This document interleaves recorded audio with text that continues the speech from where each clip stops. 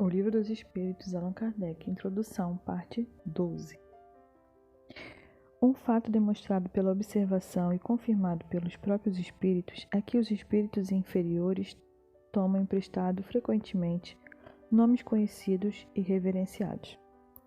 Quem, pois, pode nos assegurar que aqueles que dizem ter sido, por exemplo, Sócrates, Júlio César, Carlos Magno, Fénelon, Napoleão, Washington e etc., tenham realmente animado esses personagens? Essa dúvida existe entre muitos adeptos fervorosos da doutrina espírita.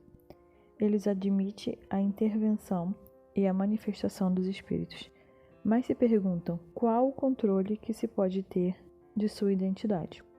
Esse controle é, com efeito, bastante difícil de se estabelecer. Se ele não pode ser de maneira bastante autêntica, como por um ato de estado civil, pode-o, ao menos, por presunção, depois de certos indícios. Quando o espírito de qualquer um de nós é pessoalmente conhecido,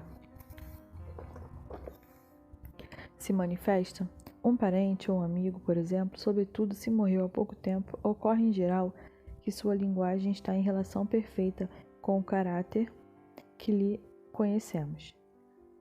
É já um indício de identidade. Mas a dúvida não é quase mais permitida quando esse espírito fala de coisas íntimas. Lembra de circunstâncias de família que não são conhecidas senão do interlocutor. Um filho não se equivocaria seguramente com a linguagem do seu pai e da sua mãe, nem os pais sobre os seus filhos. Passam-se algumas vezes, nessas espécies de evocações íntimas, coisas surpreendentes da natureza a convencer o mais incrédulo. Os céticos mais endurecidos frequentemente ficam assombrados com as revelações inesperadas que lhes são feitas. Uma outra circunstância muito característica vem em apoio à identidade. Dissemos que a escrita de um médium muda geralmente com o espírito evocado e que essa escrita se reproduz exatamente a mesma cada vez que o mesmo espírito se apresenta. Tem-se constatado muitas vezes que para as pessoas mortas há pouco tempo, uma escrita tem uma semelhança marcante com a da pessoa em sua vida. Tem-se visto assinaturas de uma exatidão perfeita. Estamos, de resto, longe de dar esse fato como uma regra, sobretudo como constante, mencionando-la como uma coisa digna de nota. Só os espíritos que atingiram um certo grau de depuração estão libertos de toda influência corporal, mas quando não estão completamente desmaterializados, é a expressão da qual se serve, eles conservam a maioria das ideias, das tendências e mesmo das manias que tinham sobre a terra. E é ainda um meio de reconhecimento, mas ele se encontra, sobretudo, numa multidão de fatos, de detalhes, que só podem ser revelados por uma observação atenta e firme. Vêm-se escritores discutir suas próprias obras ou doutrina, aprová-las ou condenarem certas partes, outros espíritos lembrarem circunstâncias ignoradas ou pouco conhecidas de sua vida ou de sua morte. Coisas, enfim, que são todas ao menos provas morais da identidade, as únicas que se podem invocar, tratando-se de coisas abstratas. Se, pois, a identidade do espírito evocado pode ser, até certo ponto, estabelecida em alguns casos, não há razão para que não seja em outros. E se há, para as pessoas cuja morte é mais antiga, os mesmos meios de controle, tem-se sempre o da linguagem e do caráter, porque seguramente o espírito de um homem de bem não falará como o de um homem perverso ou debochado.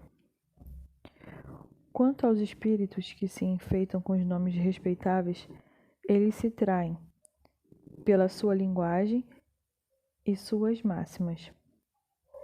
Aquele que dissesse, Fénelon, por exemplo, o que o ofendesse, não fosse senão, acidentalmente, o bom senso e a moral mostraria por isso a fraude, Se, ao contrário, os pensamentos que ele exprime são sempre puros, sem contradição e constantemente à altura do cálice de fênelo, não há motivos para duvidar de sua identidade. De outro modo, seria preciso supor que um espírito que não prega, senão o bem, pode conscientemente empregar a mentira, e isso sem utilidade.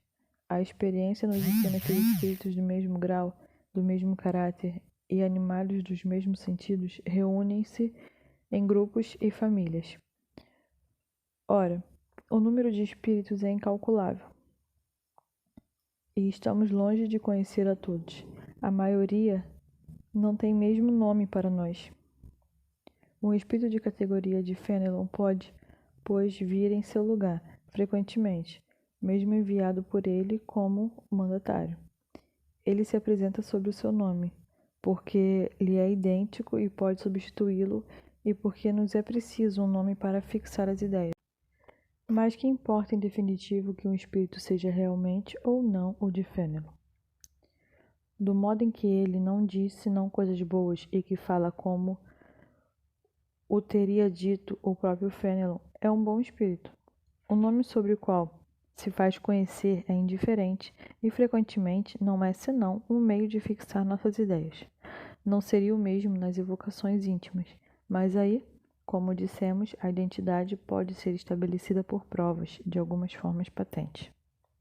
De resto, é certo que a substituição dos espíritos pode dar lugar a uma multidão de enganos, e que isso pode resultar em erros, e frequentemente em mistificações.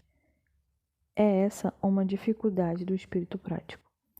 Mas não dissemos jamais que esta ciência era uma coisa fácil, nem que se podia aprendê-la brincando. Não mais que nenhuma outra ciência. Não será demasiado repetir. Ela exige um estudo assíduo e frequentemente longo demais, não podendo provocar os fatos.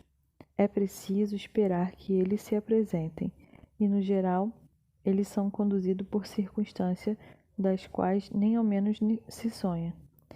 Para o observador atento e paciente, os fatos se produzem em quantidade, porque ele descobre milhares de nuances características que são para ele rasgos de luz. Assim o é nas ciências vulgares, enquanto que o homem superficial não vê numa flor senão uma forma elegante. O sábio nela descobre tesouros pelo pensamento.